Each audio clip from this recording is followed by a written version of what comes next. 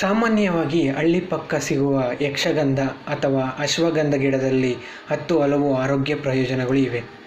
ಈ ಗಿಡದ ಬಗ್ಗೆ ಸಾಮಾನ್ಯವಾಗಿ ಯಾರಿಗೂ ಅರಿವೇ ಇಲ್ಲ. ಆದರೆ ಇದರ ಬಗ್ಗೆ ಆಳವಾಗಿ ಅಧ್ಯಯನ ಮಾಡಿದರೆ ಬೆಚ್ಚಿ ಬೀಳುತ್ತೀರಿ. ನಮಸ್ತೆ ಗೆಳೆಯರೇ, ಇಂದಿನ ವಿಡಿಯೋದಲ್ಲಿ ನಮ್ಮ ಪ್ರಕೃತಿಯಲ್ಲಿ ಸಿಗುವ ಪ್ರತಿಯೊಂದು ಗಿಡ ಮರ ಸಸ್ಯಗಳು ಆರೋಗ್ಯಕರ ಪ್ರಯೋಜನಗಳನ್ನು ಹಾಗೂ ಔಷಧೀಯ ಗುಣಗಳನ್ನು ಹೊಂದಿರುತ್ತವೆ. ಅದರಲ್ಲಿ ಯಕ್ಷಗಂಧ ಗಿಡದ ಬಗ್ಗೆ ಇಂದು ಅಧ್ಯಯನ ಮಾಡೋಣ ಬನ್ನಿ. ಇದರ ಬಗ್ಗೆ ನೀವು ತಿಳಿಯಲು ಕುತೂಹಲವಿದ್ದರೆ ಈ ವಿಡಿಯೋವನ್ನು ಕೊನೆಯವರೆಗೂ ನೋಡಿ. ಈ ಯಕ್ಷಗಂಧದ ಅಥವಾ ಅಶ್ವಗಂಧದ ಗಿಡ ನಮಗೆ ಹಳದಿ ಬಣ್ಣದ ಹೂವುಗಳನ್ನು ಕೊಡುತ್ತಾ ಹಾಗೂ ಕಂಗೊಳಿಸುತ್ತಾ ಎಲ್ಲರನ್ನೂ ಕೈಬೀಸಿ ಕರೆಯುತ್ತದೆ.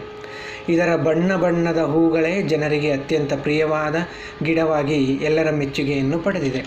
ಇದು ಕೇವಲ ಆಕರ್ಷಣೀಯ ಸಸ್ಯ ಎಂದು ಭಾವಿಸುವವರು ಇದರ ಆರೋಗ್ಯ ಲಕ್ಷಣಗಳನ್ನು ತಿಳಿದರೆ ಬೆಚ್ಚು ಬೀಳುತ್ತೀರಿ.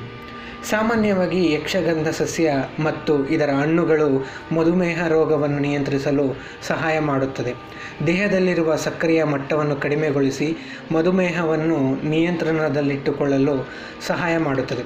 ಇನ್ನು ಪುರುಷರಲ್ಲಿ ವೀರ್ಯಾಣು ಸಮಸ್ಯೆಗಳಿಂದ ಮುಕ್ತಿಪಡಿಸುತ್ತದೆ ಹಾಗೂ ವೀರ್ಯಾಣು ಸಂಖ್ಯೆಯನ್ನು ಹೆಚ್ಚಿನ ಮಟ್ಟದಲ್ಲಿ ಉತ್ಪಾದಿಸುತ್ತದೆ ಹಾಗೂ ಪುರುಷರ ಫಲವತ್ತತೆಯನ್ನು ಹೆಚ್ಚಿಸುತ್ತದೆ.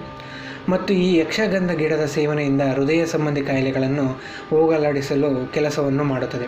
ಅಷ್ಟೇ ಅಲ್ಲದೆ ಯಕ್ಷಗಂಧ ಗಿಡದ ಕಾಯಿಲೆಗಳನ್ನು ಹರಿದು ಇದಕ್ಕೆ ಎಳ್ಳೆಣ್ಣೆಯನ್ನು ಬೆರೆಸಿ ಕುದಿಸಿ ಈ ಎಣ್ಣೆಯನ್ನು ತಲೆಗೆ ಹಚ್ಚೋದರಿಂದ ಕೂದಲು ಸೊಂಪಾಗಿ ಬೆಳೆಯುತ್ತದೆ ಮತ್ತು ಬಿಳಿ ಕೂದಲು ಕಪ್ಪಾಗಿ ಮಾರ್ಪಾಟು ಆಗುತ್ತದೆ ಮತ್ತು ಕೂದಲು ಉದುರುವುದನ್ನು ತಪ್ಪಿಸುತ್ತದೆ.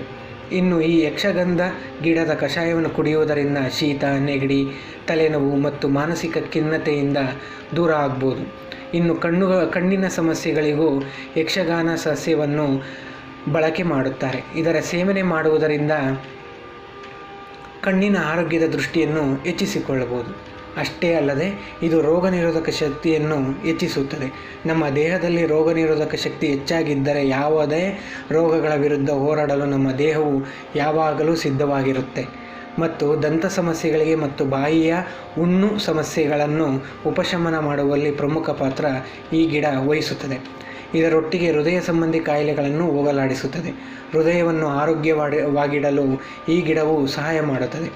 ದೇಹದಲ್ಲಿ ಕೆಟ್ಟ ಕೊಲೆಸ್ಟ್ರಾಲನ್ನು ಕಡಿಮೆ ಮಾಡುತ್ತದೆ ಮತ್ತು ಮಹಿಳೆಯರಲ್ಲಿ ಬಿಳಿ ರಕ್ತಸ್ರಾವಕ್ಕೆ ಸೂಕ್ತವಾದ ರಾಮಬಾಣವಾಗಿದೆ. ಆದರೆ ಇದನ್ನು ಬಳಸುವ ಮುನ್ನ ಆಯುರ್ವೇದದ ತಜ್ಞ ಸಲಹೆಗಳನ್ನು ಪಡೆಯುವುದು ಒಳಿತು. ಈ ಗಿಡದ ಬಗ್ಗೆ ಸಂಪೂರ್ಣವಾಗಿ ಅರಿತು ವೈದ್ಯರ ಸಲಹೆ ಮೇರೆಗೆ ಬಳಕೆಯನ್ನು ಮಾಡಿ. ಈ ಮಾಹಿತಿ ನಿಮಗೆ ಇಷ್ಟವಾಗಿದ್ದರೆ ಲೈಕ್ ಮಾಡಿ, ಶೇರ್ ಮಾಡಿ, ಸಬ್ಸ್ಕ್ರೈಬ್ ಆಗೋದನ್ನು ಮರೆಯಬೇಡಿ. ಧನ್ಯವಾದ.